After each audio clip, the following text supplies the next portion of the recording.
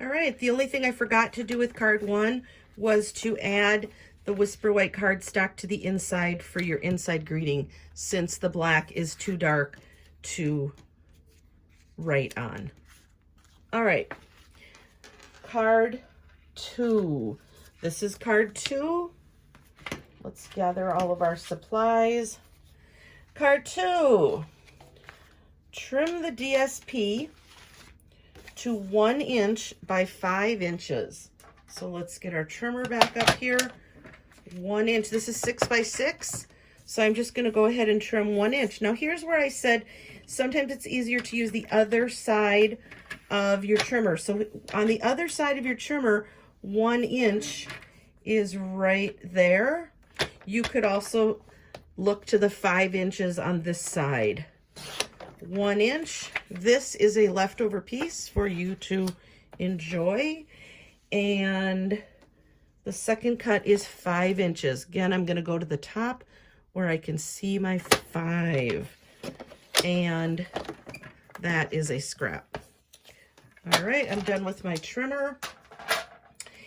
Fussy cut 2 flowers from the DSP that you have left over from card number 1. Now, if you want to put more than 2 on here, that is, again, completely up to you.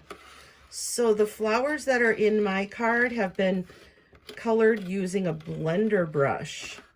So I'm going to go ahead and show you again how to do that. I will only cut out 1 to save you from having to watch me fussy cut them all out. Okay, oops, I got a little off my line there. Sometimes it's easier to get rid of the large sheet.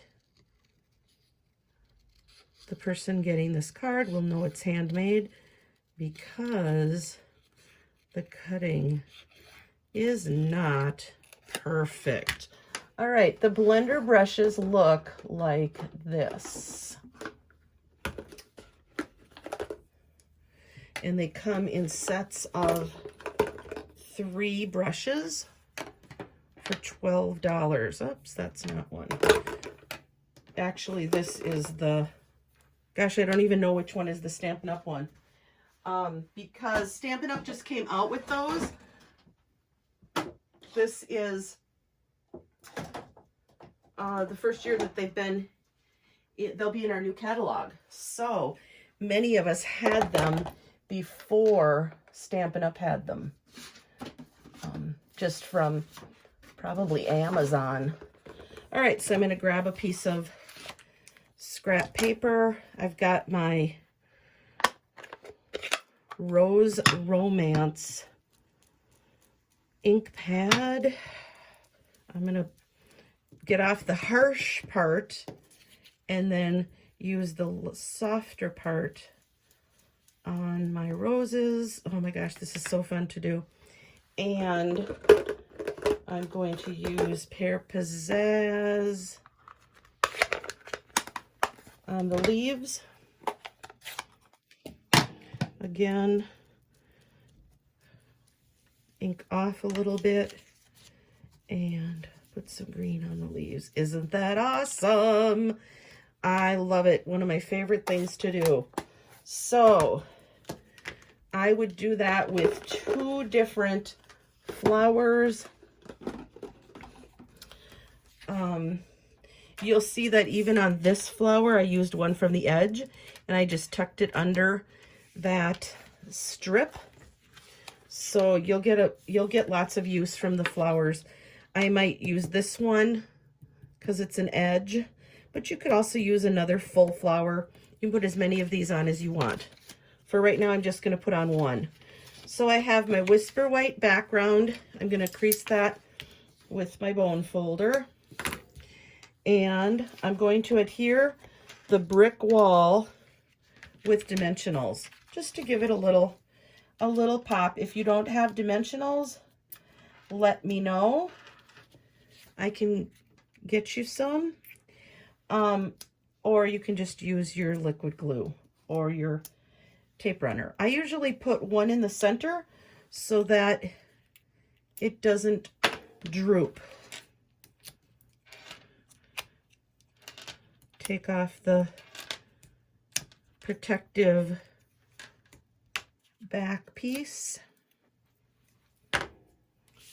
Center this nicely on your card base, leaving a edge all the way around.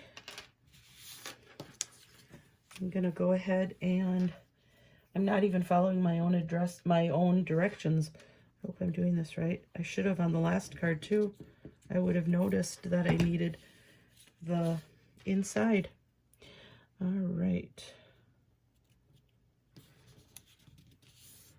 And that. And now I'm going to put this one on flat with liquid adhesive because I'm assuming that I'm going to be putting another one over the top with a dimensional. Okay.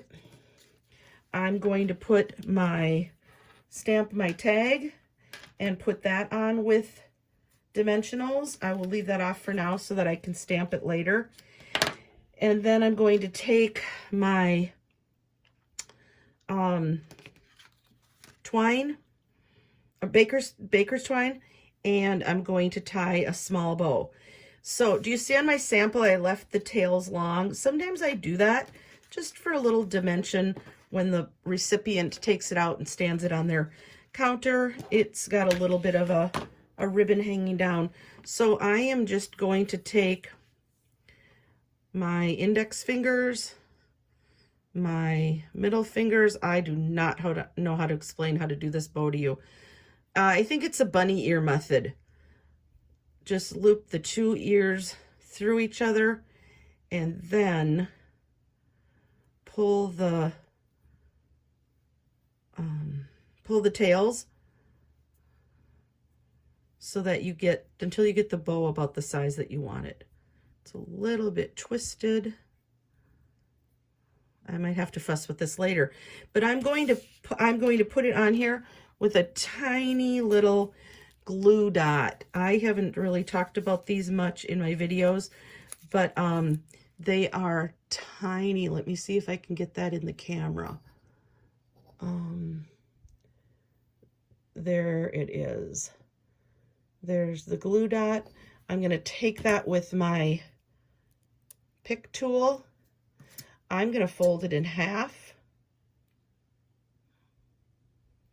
because this bow isn't very big. And I'm going to, it's kind of like people call them snot dots sometimes. It's like a booger. I have to play with that bow a little bit, but that's how I'm going to adhere that bow. If you don't have those, just use a dot of liquid glue and let it sit and dry. I'll play with that later, but there we go, card number 2. Get ready for card number 3.